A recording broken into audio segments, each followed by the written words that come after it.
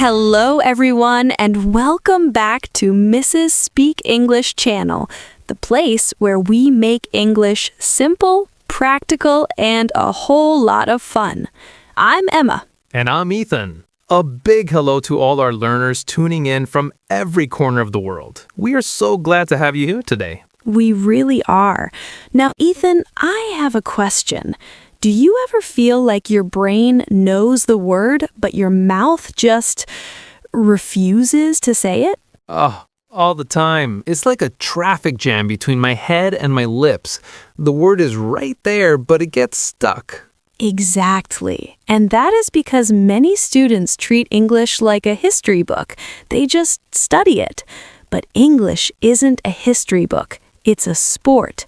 And today, we are going to the mouth gym. The mouth gym. I love it. No heavy lifting for the arms today, just for the tongue and the lips. Precisely. We have 5 power exercises to train your mouth muscles so you can speak English without the struggle. I'm ready to sweat.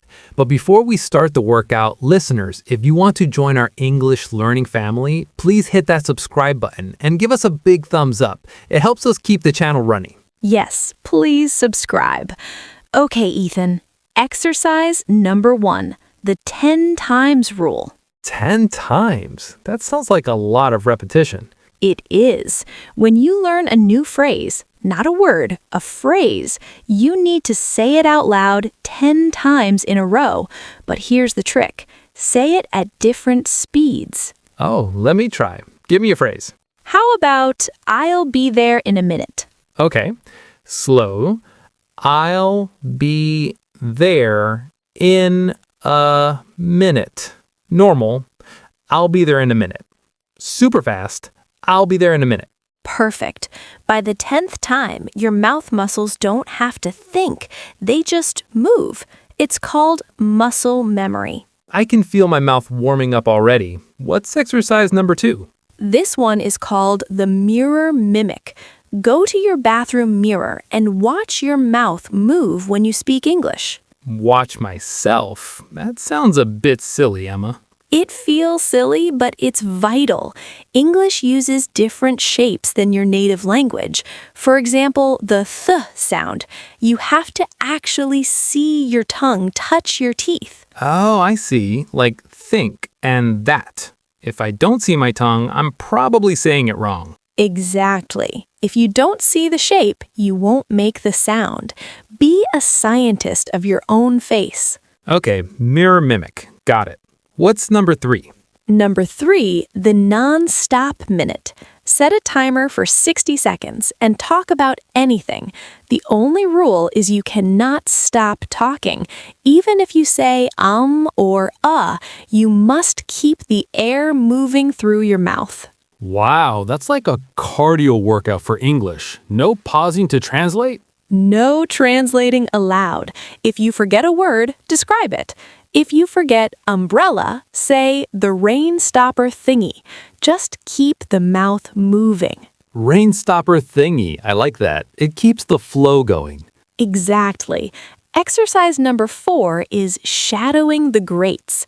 Find a short clip of a native speaker, maybe from this channel, and try to speak at the exact same time as them. Don't wait for them to finish. So I'm like a shadow, following them step by step. Yes. Copy their music. When do they go high? When do they go low? If they sound happy, you sound happy. This really helps with the rhythm. English isn't just words, it's a melody. Beautifully said, Ethan. And finally, exercise number 5, the whisper to shout technique. Whisper to shout. Say a phrase in a tiny whisper, then a normal voice, then a loud shout. This forces your mouth to control the air and the muscles differently. Let's try it together. The phrase is, I am a confident speaker. Emma, I am a confident speaker. Normal, I am a confident speaker. Loud, I am a confident speaker. Wow, that actually makes me feel more confident. It works. Your brain starts to believe what your mouth is doing. Emma, these 5 exercises are amazing. It's not about being smart, it's about being active. Exactly. 5 minutes a day at the mouth gym is better than 5 hours of reading grammar. Well, I'm ready to keep training. Before we go, we have a question of the day for our wonderful viewers. We want to know which English sound is the biggest workout for your mouth. Is it the R sound, the TH sound, or something else? Tell us in the comments. We read every single comment, so don't be shy. But before we go, I want to share a quick secret. People see me now and think speaking English was always easy for me, but it wasn't. Really? Even for you, Ima? Yes. When I started, I was so scared of the TH sound that I used to avoid words like thank you or birthday.